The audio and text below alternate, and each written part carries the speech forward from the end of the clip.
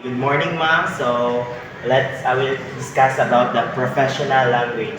Professional documents requires language that is appropriate to workplace settings, polite, professional rather than overly personal and grammatical accurate. There are some guidelines that we should follow. Firstly, polite language is essential in a context wherein there are power as asymmetries. Expressions like please, kindly, and thank you can you create a positive image and convey gratitude. And second, both personal matters and overly friendly language should not appear in workplace correspondence. In the given example is the writer in the first column of the table give too much personal information and uses language that is too familiar and informal.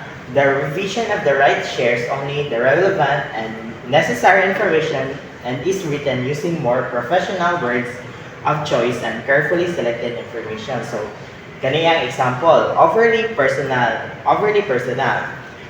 Hey, I'm not sure if you've heard, but I've been having a bunch of family problem lately.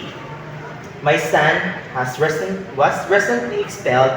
My daughter is in rehab, and to top it off, my wife hasn't spoken to me in days.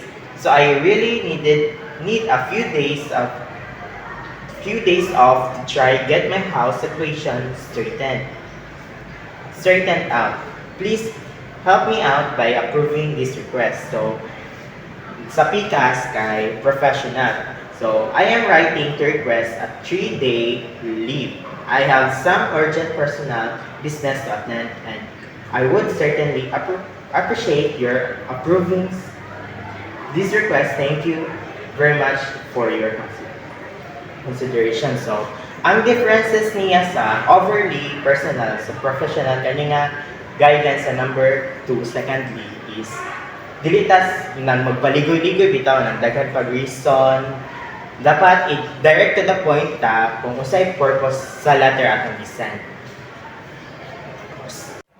Next guideline is thirdly, it should go without saying that professional writing should exhibit grammatically accuracy and use of standard English. Iyang ingon that should go without saying that professional writing should exhibit. Dapat kita mo exhibit ka as a grammatically accuracy in the use of standard English. Muna siya yung mean. So, fourthly, professional writing can be made clear and direct by the avoidance of what is called business jargon. These are overly technically and overused expressions that both obscure the writer meaning and clutter to writing. According to Lacker and Kienzler, 2013 provide a guide to getting rid of a business jargon, in which dissuade writers from using convoluted and old-fashioned expressions like as per request and enclose, please find. They suggested shorten. Ilang suggest na i-short siya or remove like as per request and enclose, shorten as you requested and here it is. Similarly, here to, here with, and whereupon are old-fashioned expressions. So sila po daw ay old-fashioned expressions that should be omitted while the purpose pursuant to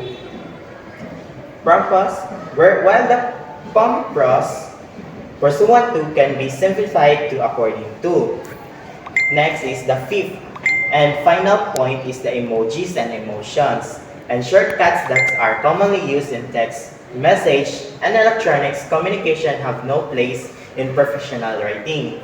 Dili daw sa fifth guidelines niya, iyang mean is ang mga emojis o emotions and shortcuts kay wala siya place in professional writing. Like, di na to siya magamit nga ng mga emojis, magamatag letter, like mga business letter, di na to magamit ng happy type, butang ang happy emojis, or mga mga sa panadiha.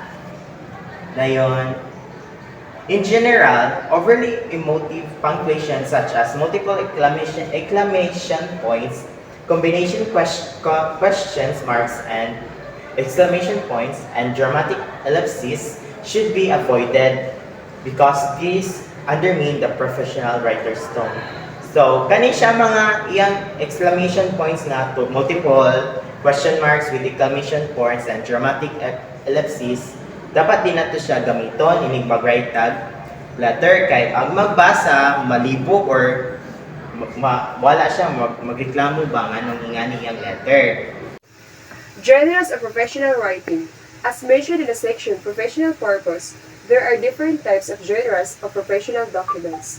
Each type of document follows specific generic conventions which are simplified conventions for formatting, layout, and contents of the documents.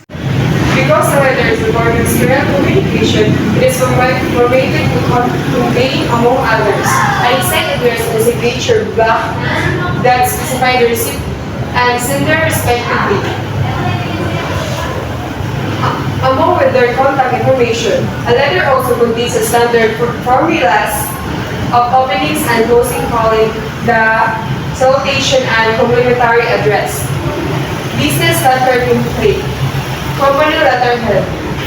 First is 2 or more blank lines. Date of letter. 2 or more blank lines. Name of receipt. Position and signation of receipt. Address or receipt. 1 blank lines. And their plus courtesy title. Reader's last name. 1 blank line. First single space paragraph. 1 blank line.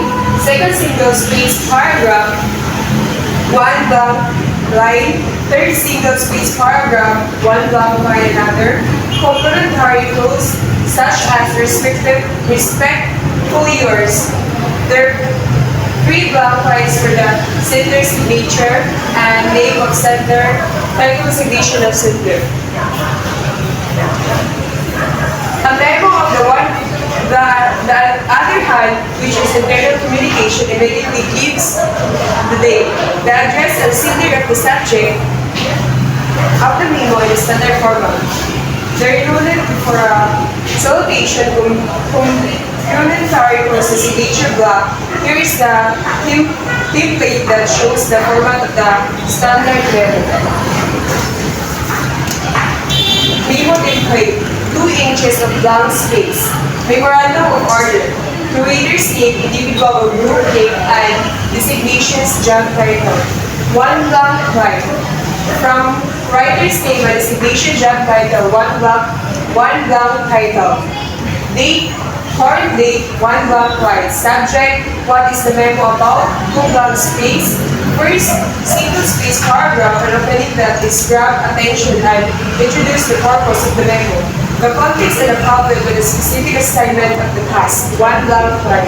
Second, single space paragraph, a body that explains the purpose and the context in a greater detail, use list if necessary for easy digestion of information, 1 blank line. Third, single space paragraph. I'm closing the review the request for action to define the reasons and